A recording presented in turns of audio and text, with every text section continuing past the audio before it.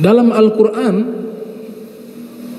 kata ikhlas, ya, kata ikhlas itu Allah sebutkan di dalam surat, nama surat, namanya surat Al-Ikhlas. Satu itu saja, surat Al-Ikhlas. Dan ini surat yang istimewa, singkat tapi sepertiga Al-Quran, kata Nabi.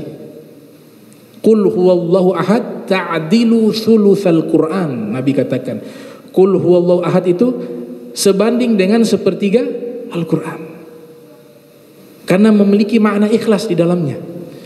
Kata ikhlasnya tidak ada dalam surat. Biasanya kalau surat dalam Al-Quran, surat Al-Baqarah misalnya, surat An-Nahl, surat An-Naml, surat Al-Ankabut, ya, biasanya nama surat itu Allah sebutkan surat Al-Baqarah sapi betina, surat Al-Ankabut laba-laba, surat An-Naml semut, surat An-Nahl lebah.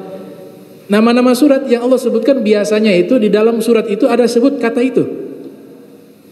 Al-Baqarah Allah sebutkan dalam surat Baqarah cerita tentang sapi betina. An-Naml Allah sebutkan semut.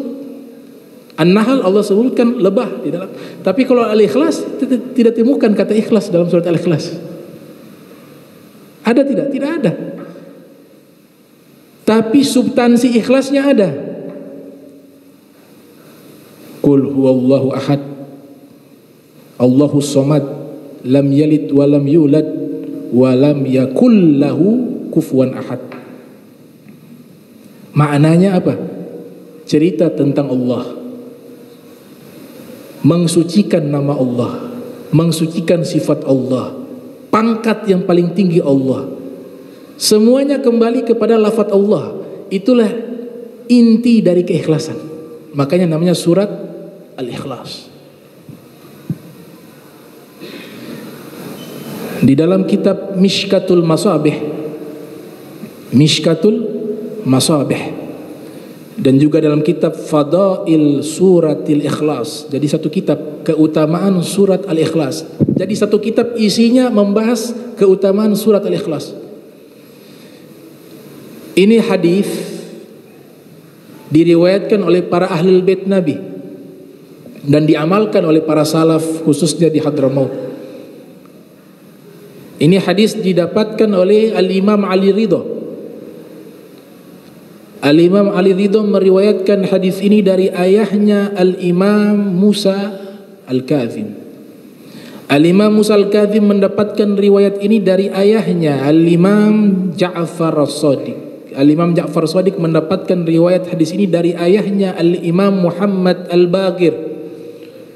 Al-Imam Muhammad Al-Baqir mendapatkan hadis ini dari riwayat ayahnya, yaitu Al-Imam Ali Zainul Abidin. Al-Imam Ali Zainul Abidin mendapatkan riwayat hadis ini dari ayahnya Al-Imam Al-Husain. Al-Imam Husain mendapatkan riwayat hadis ini dari ayahnya Al-Imam Amirul Mukminin Ali bin Abi Thalib. Ada dua riwayat mengatakan bahwa hadis ini mauquf kepada Imam Ali. Riwayat kedua marfu kepada Nabi. Mauquf artinya sebatas riwayat sampai kepada ucapan Imam Ali. Marfu artinya Nabi yang bersabda. Apa bunyi hadisnya? Man marra 'alal maghabir wa qara'a qul huwallahu ahad 11 marratan thumma wahaba ajrahu lil amwat u'tiya minal ajri bi'adadil amwat. Siapa yang lewat ke kuburan kaum muslimin, magabir, kemudian dia membaca Qul huwallahu ahad 11 kali, lalu dia niatkan pahala membaca surat Al-Ikhlas tersebut kepada penghuni kubur, maka dia akan mendapatkan pahala sebanyak penghuni kubur. Ini di dalam ilmu tasawuf dinamakan ihda'u thawab. Ihda'u thawab, menghadiahkan pahala kepada orang meninggal. Itu ada di dalam syariat Islam. Oleh sebab itu ulama yang bernama As-Sayyid Abdullah bin Muhammad ibn Siddiq Al-Ghumari, muhaddis kabir, faqih, al-mufassir, as-sufi, al-alim, Baharul Fahamah. Beliau punya kitab ensiklopedia ilmu itu 29 jilid. Semua ilmu ada di situ. Ya, beliau disebutkan menghafal seluruh kitab hadis. Jadi kitab hadis Bukhari, Muslim, Abu Daud, Tirmidzi beliau hafal semuanya. Beliau punya kitab tentang masalah menghadiahkan pahala kepada orang meninggal, satu kitab khusus. Beliau sebutkan dari Al-Quran, hadis Nabi, praktek sahabat, ucapan para ulama, ucapan para aulia, lengkap. Satu kitab. Judulnya adalah Tawdihul Bayan liwusuli thawabi qiraatil Quran lil amwat. Khusus membahas ihdahu thawab.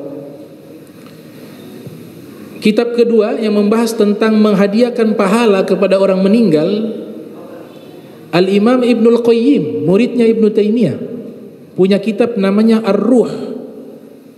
Di situ beliau membahas juga tentang ihdahu thawab, menghadiahkan pahala dari hadis Sahih Muslim. Hadis Sahih Muslim. Beliau mengutip riwayat-riwayat dari riwayat Sahih Muslim. Lahir tahun 691 Hijriah, wafat 751 Hijriah. Ibnu Qayyim. Ada kitab ketiga yang menjelaskan tentang ihdahu thawab, karya Al-Imam Jalaluddin As-Suyuti yang lahir tahun 849 Hijriah, wafat 911 Hijriah. Nama kitabnya Syarhus Sudur. Bahkan beliau mengatakan dalam kitab tersebut, mengutip riwayat, Al-amwat ahwaj ila du'a minal ahya'i ahwaj ila ta'am wasyarab. Orang yang sudah meninggal dunia, mereka sangat membutuhkan doa orang hidup, melebihi orang hidup butuh kepada makan dan minuman. Itu Imam Suyuti sebutkan dalam kitab Syarhus Sudur.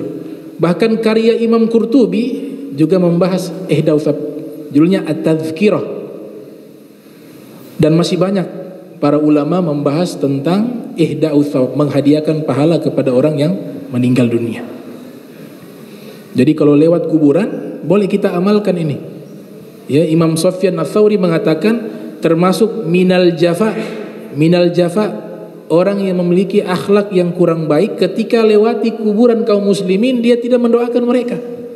Itu termasuk akhlak yang tidak baik. Lewatin, apa susahnya kita? Kalau gak bisa 11 kali Al-Ikhlas, minimal surat Al-Fatihah. Itu. Kama tadinu tudanu.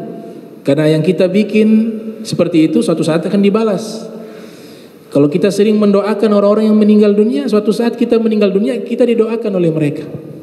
Orang-orang yang masih hidup didoakan kita. Kama tadinu tudanu.